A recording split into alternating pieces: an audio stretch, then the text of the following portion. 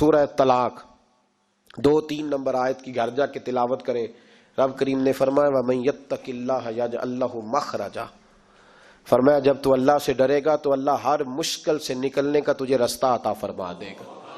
اور کیا خوبصورت انداز ہے قرآن مجید کا، اور ہم نے اس کا لاکھوں بار تجربہ کیا، 20 اور سینکڑوں بار یہ چیز ذاتی طور پر پریکٹیکل سے گزری. اللہ نے فرمایا ہر مشکل سے نکلنے کا رستہ بھی دے گا وَيَرْزُقْهُ مِنْ حَيْثُ لَا يَحْتَسِبُ، اور اللہ تجھے وہاں سے رزق دے گا کہ تو نے کبھی سوچا بھی نہیں ہوگا. ایک صحابی تھے حضرت عوف بن مالک رضی اللہ تعالیٰ، کہتے میرا بچہ کافروں نے قید کر لیا، گھر میں غربت پہلے بڑی زیادہ تھی، میں دروازہ رسول پہ آیا، حضور اب کیا کروں؟ تو کہتے ہیں نبی پاک نے فرمایا بھروسہ اللہ کی ذات پہ کر، توکل اللہ کی ذات پہ کر، اور گھر جا کے تسبیح لے کے میاں بیوی بیٹھ جاؤ اور پڑھو لا حول ولا قوت الا باللہ العلی العظیم، جاؤ پڑھو جا کے. کہتے ہیں میں گھر بیٹھا، ابھی چند تسبیحاں پڑھی تھی کہ دروازے پہ دستک ہوئی، دروازہ کھولا تو میرا بیٹا دروازے پہ کھڑا تھا، پلٹ کے دیکھا تو 400 بکریاں بھی لایا تھا.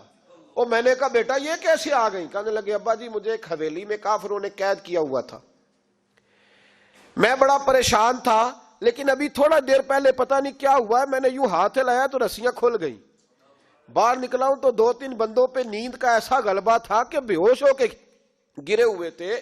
400 بکریاں بھی تھی، میں نے دروازہ کھولا، بکریاں میرے ساتھ دوڑنے لگ گئی ہے، تو میں 400 بکری بھی لے آیا ہوں، پلٹ پلٹ کے دیکھتا رہا ہوں، پر میلوں کا سفر ہوا وہ آئے ہی نہیں.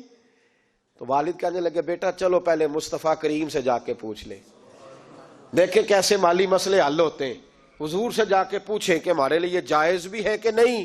کہتے ہیں دروازے رسول پہ جا کے ہم کھڑے ہی ہوئے تھے کہ نبی پاک نے فرمایا دیکھا رب کریم کا فضل، دیکھا، فرمایا تیرا بیٹا بھی آ گیا، تیری غربت کا بھی حل ہو گیا ہے، یہ کافر کا مال ہے، اسے مال غنیمت سمجھ کے استعمال کر، تیرا ہی ہے.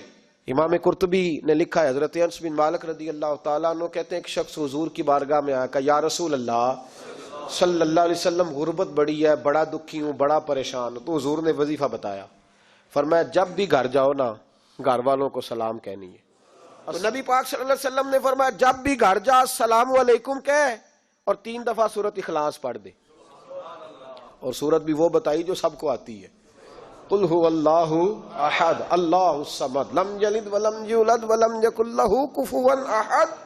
3 دفعہ یہ پڑھ دے. صحابی بڑے سیانے تھے، بڑے مسئلے حل کرتے تھے ہمارے، فٹافٹ بول پڑے وہ صحابی، کہنے لگے حضور میری تو چھوٹی سی فیملی ہے، کئی دفعہ بچے گھر نہیں ہوتے، ننھیال گئے ہوتے ہیں، تو پھر کیا کروں؟ حضور نے فرمایا جب گھر میں کوئی نہ ہو تو اپنے نبی پہ درود و سلام پڑھ دینا، تیرے نبی کا کرم تو تیرے گھر میں ہوگا نا. حضرت انس بن مالک رضی اللہ تعالیٰ عنہ فرماتے ہیں کہ ہم انتظار میں تھے کہ بندہ واپس آئے اور رزلٹ بتائے.